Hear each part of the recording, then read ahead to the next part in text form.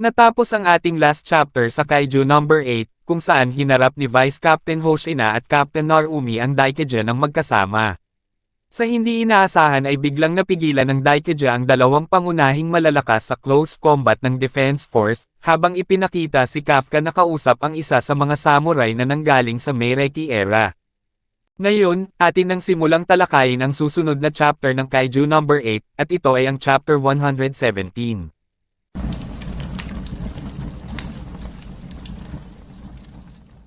Nagsimula ang chapter, kung saan sinabi ng samurai sa ating bida, na kung ganoon ay lumapit ka, at nang mapalakas mo ang ugnayan mo sa amin. Biglang nagkaroon ng lamat ang kinalalagyan ni Habino Kafka, at sa isang iglap ay napunta siya sa nakaraan kung saan ipinakita sa kanya ng samurai ang nangyari sa kanilang nakaraan. Labis na nagulat si Habino Kafka sa kanyang nakita, dahil napakadaming samurai ang nasa kanyang paligid, at ang lahat ng tao ay nagsimula ng kumilos upang harapin ang kanilang kalaban. Ang hukbo ng mga samurai ay nagpaulan ng palaso sa isang halimaw na parang dinosaur, habang ang mga iba nilang kasamahan ay tumatakbo upang lapitan at atakihin ang higanteng halimaw. Hindi naman alam ni Kafka Habino ang mga nangyayari at nanatili lamang ito sa kanyang lugar, habang siya ay nababangga sa mga napakadaming samurai. Sinabi ng isa sa mga nakabangga sa ating bida, na ano ang ginagawa mo? Bakit parang-harang ka dyan? Lakasan mo ang loob mo, at magpakalalaki ka. Sinambit ni Habino Kafka sa kanyang sarili, na nasaan ako?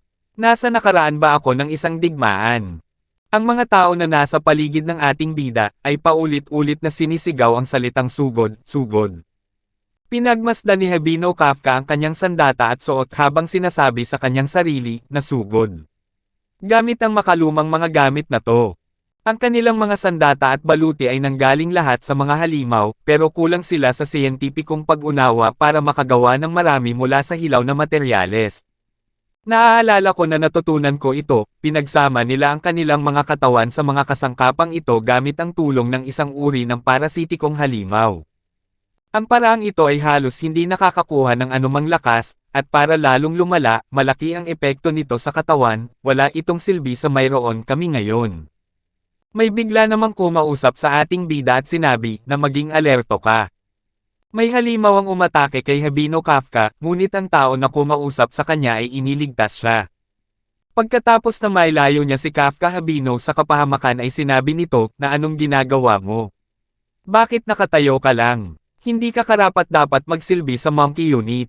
Ang tao na nagsalita at nagligtas sa ating bida, ay ang ninuno ni Vice Captain Hoshina na ikinagulat ni Habino Kafka, dahil inakala niya na siya nga ang kanyang Vice Captain, ngunit napagtanto namang kaagad nito na siya ang ninuno ni Hoshina. Sinabihan ng ancestor ni Hoshina ang ibang mga grupo, na Tiger Unit, magpaulan kayo ng apoy na palaso sa kaliwang bahagi. Rooster Unit, papuntahin nyo ang halimaw sa hukay. Agad namang ginawa ng mga sundalo ang sinabi ng kanilang pinuno, at dahil sa kanilang plano ay matagumpay nilang napabagsak ang kanilang kalaban. Pagkatapos humandusay sa sahig ng halimaw, ay agad na nagpaulan sila ng mga bala ng canyon at labis na dinamdam ng kanilang kalaban ang bawat bala na sumasabog sa kanyang katawan. Labis namang humanga si Habino Kafka sa pinapamalas ng mga sundalo at sinambit sa kanyang sarili, nakahanga-hanga. Kaya nilang labanan ang isang napakalakas na halimaw gamit lang ang mga sandata at baluti na to. Bigla namang nagsalita ang samurai na nagdala sa ating bida sa Meireki era at sinabi, na marami sa amin ang nawala ng araw na iyon, nang subukan naming talunin ang aming kaaway, tulad ng dati, isinagawa namin ang aming tungkulin ng walang kapantay na tapang, o ganon ang akala namin. Pagkatapos magsalita ng samurai, ay may biglang umatake sa mga sundalo at nagsiliparan ang mga ito na nasa likod ni Habino Kafka sa ere na labis niyang ikinangamba.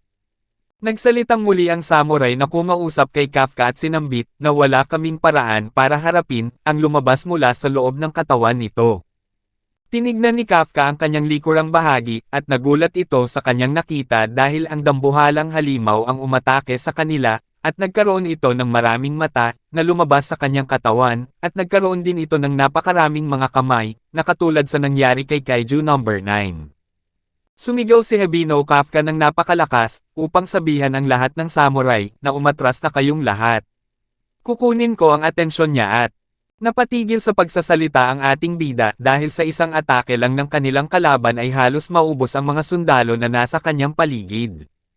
Nagpatuloy naman sa pagsasalita ang samurai at sinabihan si Kafka na ang pinakamabilis sa amin, ang pinakamalakas, pati na rin ang mga swordsman na sinasabing walang katulad, ay sabay-sabay na pinabagsak. Habang unti-unting nauubos ang mga sundalo, ay ipinakitang muli ang ninuno ni Vice Captain Hoshina, na hinarap ang halimaw at sa isang iglap ay natalo ito. Labis ang inis na naramdaman ni Hebino Kafka nang makita niyang mamatay ang ninuno ng kanyang Vice Captain, at mabilis na kumilos ito upang pigilan ang Daikeja. Bigla namang ginamit ng Daikeja ang kanyang kapangyarihan, kung saan nagkaroon ng shield ang kanyang harapan at sa isang iglap ay nawala ang mga paa ng ating bida. Ang napakalaking halimaw ay nagwala, at hindi ito tumigil hanggang sa maubos na ang mga samurai. Pagkatapos matalo ng mga sundalo ay sumigaw ng napakalakas ang halimaw, at pagkatapos ay nagtungo ito sa syudad kung saan naninirahan ang kani-kanilang pamilya. Nagsalitang muli ang samurai na kumausap kay Kafka at sinambit na ang mga kaibigan namin, ang mga bukirin na matyaga naming tinamnan, ang mga tahanang nais naming balik-balikan, pati na rin ang aming mga pamilya, kinuha nito ang lahat sa amin, at wala kaming magawa tungkol dito.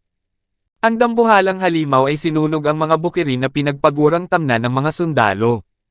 Ang kani-kanilang mga bahay ay isa-isang sinira ng halimaw, at maging ang mga babae at bata ay walang awang inalisan niya ng buhay. Pagkatapos matalo ni Hebino Kafka ay nahulog ito sa bangin, at sa pinakailalim nito ay puno ng tubig, at patuloy lang ito sa paglubog pailalim. Ang mga espiritu ng mga samurai na namatay ay kumapit sa katawan ng ating bida, habang paulit-ulit nilang sinasabi na wala kaming magawa, wala kaming magawa. Patuloy lang ang pagdating ng mga espiritu ng mga namayapang sundalo sa Meireki era, at silang lahat ay kumakapit sa katawan ng ating bida. Pinaligiran nila ang nanghihinang katawan ni Hebino Kafka, at patuloy pang dumadami ang mga kumakapit na kaluluwa sa kanya. Nang ang lahat ng mga kaluluwa ay nakahawak na sa katawan ni Hebino Kafka, ay unti-unti itong nagbabago ng anyo, naging bilog ito, naging mahaba at hanggang sa tuluyan ng naging maliit na insekto. Ang insekto na ipinakita ay katulad ng maliit na halimaw, na pumasok noon sa loob ng katawan ng ating bida. Pagkatapos mag-transform ng mga espiritu ng namayapang mga sundalo ay sinabi nila, na wala kaming magawa, at parang kasing walang halaga kami ng isang maliit na insekto. Dito na natatapos ang chapter 117 ng Kaiju number 8. Mukhang sa susunod na chapter ay ipapakita na ang tunay na kapangyarihang taglay ng halimaw na nasa loob ni Hebino Kafka. Ang susunod na chapter pala mga master ay ilalabas sa December 5, at isang buwan na naman ang paghihintay para sa chapter 118. Paki-like and follow naman po ng ating Facebook page, nasa description po yung link.